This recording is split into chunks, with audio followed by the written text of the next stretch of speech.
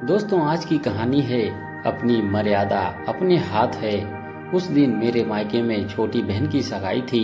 मैं बड़ी खुशी खुशी अपने पति के साथ उसकी सगाई अटेंड करने गई थी। थोड़ा लेट हो गया था, इसीलिए वहां पहुंचने की भी जल्दी थी। आखिर बड़ी बहन को तो समय पर पहुंचना ही चाहिए था, पर तब भी मन बहुत खुश था। आखिर छोटी बहन की सगाई थी, वो भी जान पहचान के लड़के के साथ। उसके होने वाली सास मेरी मम्मी की बहुत अच्छी सहेली थी। ऐसी सहेली जिससे मम्मी अपने दिल की बात तक शेयर कर देती थी। शादी के बाद जब मैं मायके रुकने जाती थी तो उनके घर जरूर जाकर आती थी, या फिर वो मिलने जरूर आ जाती थी। मैं जब वहां पहुंची तब सभी रिश्तेदार आ चुके थे, यहाँ तक कि बहन के होने वाले ससुराल वाले भी। मैं सबसे अच्छे से मिली थी, बड़ों को प्रणाम किया और छोटों से उनके हालचाल पूछा। पर पता नहीं क्यों मुझे कुछ अजीब लग रहा था। सब लोग मुझे बड़ी बेचारी के साथ देख रहे थे। मुझे लगा शायद ये मेरी गलतफहमी है।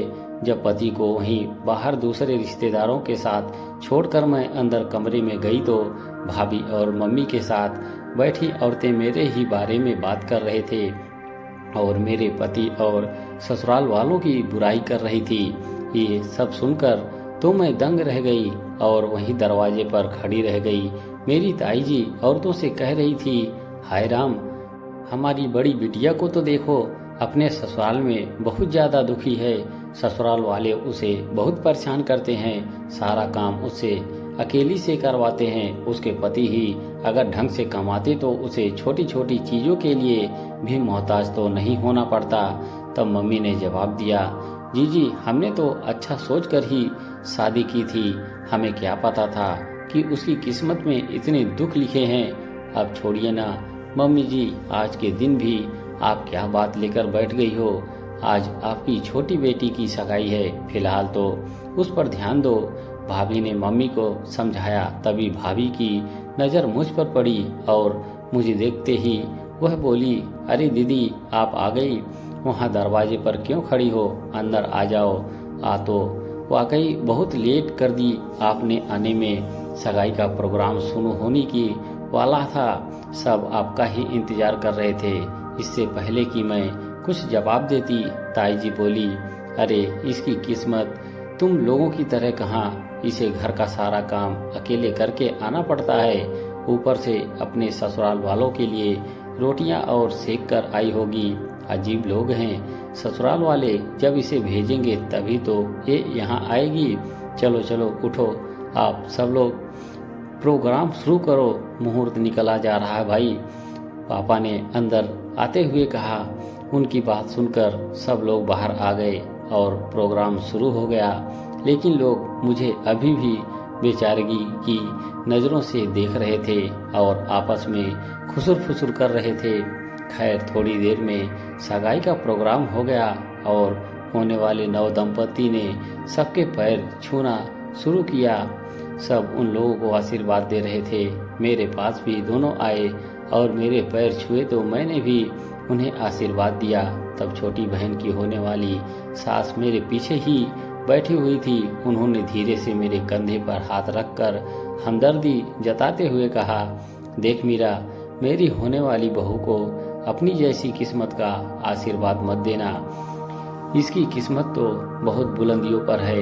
मेरा बेटा भी बहुत अच्छा कमाता है। भगवान की कृपा से हमारे घर में तो बहू को बेटी की तरह रखा जाता है। मैंने उनकी तरफ हैरानी से देखा तो उन्होंने कहा, बुरा मत मानना, अब जिसकी किस्मत में जैसा होता है उसे वैसा ही मिलता है। अब जो हो गया सो हो गया, उसे तो पलट नहीं सकते। लेकिन अब तुम भी थोड़ी हिम्मत करो और अपने पैरों पर खड़ी हो जाओ, ताकि बार बार पति के सामने हाथ फैलाना ना पड़े। आखिर तुम्हारा बेटा भी अब इतना बड़ा हो गया है कि स्कूल जाने लगा है। अब तो कुछ ना कुछ करने की कोशिश कर ही सकती हो। सुनकर वाकई बहुत बुरा लगा। ये क्या कर दिया मैंने अपने पति की तरफ देखा तो वो बिल्कुल भावहीन बैठे हुए थे। मुझे पता था कि ये सब बातें मेरे पति के कानों में भी पहुंच रही है, पर उनकी भन मन चाहत थी कि उन्होंने कुछ नहीं कहा। आखिर वो अच्छे से जानते थे कि ये सब मेरे बड़बोलेपन के कारण हो रहा है। मेरी छोटी छोटी बातों को तिल का ताड़ बना देने की आदत के कारण हो रहा है। जब मुझे गुस्सा आता तो मैं क्या क्या बोलती हूँ, मुझे खुद भी इसका पता नहीं होता। मैं शादी से पहले ही काफ़ी गुस्सैल स्वभाव की थी। गुस्से में क्या बोल जाती थी इसका मुझे कुछ अंदाजा नहीं होता था। इसीलिए मम्मी पापा हमेशा परेशान रहते थे, पता नहीं कैसे ससुराल में निभाएगी।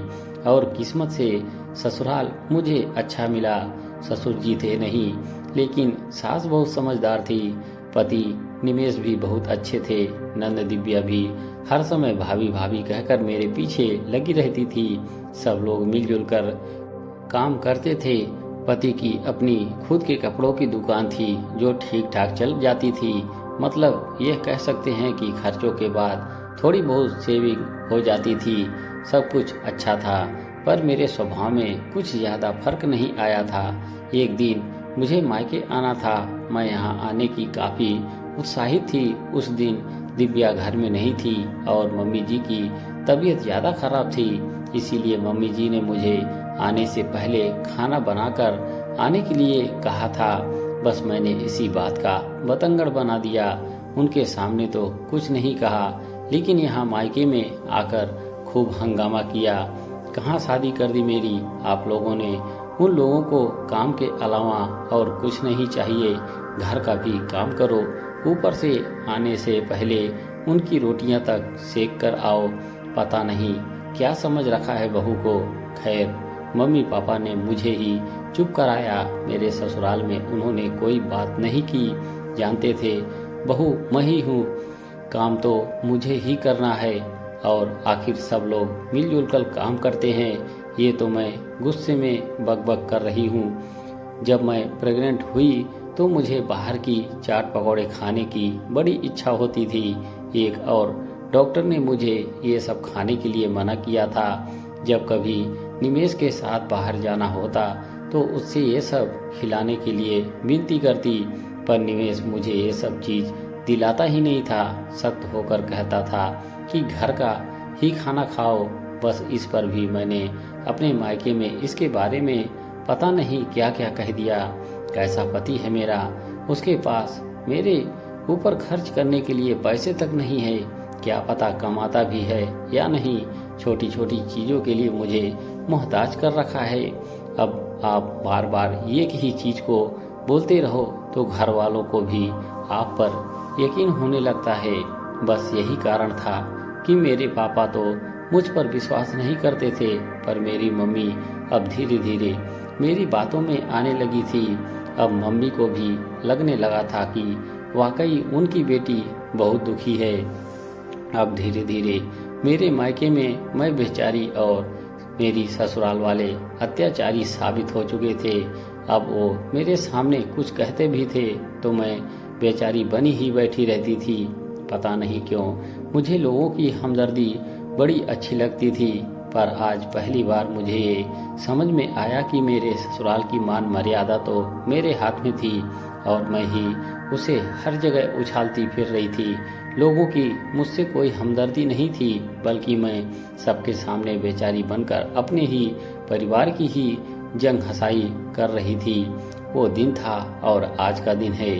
जो जैसा है मैं उसमें ही खुश हूँ। मैंने अपने पति से इसलिए माफ़ी तक मांग ली और सबसे बड़ी बात उन्होंने मुझे माफ़ भी कर दिया। अब जरा जरा सी बात को आकर अपने मायके में किसी के सामने नहीं बोलती। अब मुझे खुश देखकर मेरे मम्मी पापा भी खुश हैं। लोग अभी भी कुर्दने की कोशिश करते हैं और अब मेरा जवाब एक ही होता है, मेरा ससुराल है और मैं उनके साथ खुश हूँ। अब किसी को मेरी चिंता करने की ज़रूरत नहीं, लेकिन मेरी चिंता करने के लिए मेरे पति हैं। दोस्तों, कहानी अच्छी लगी हो तो एक लाइक ज़रूर करें। धन्यवाद।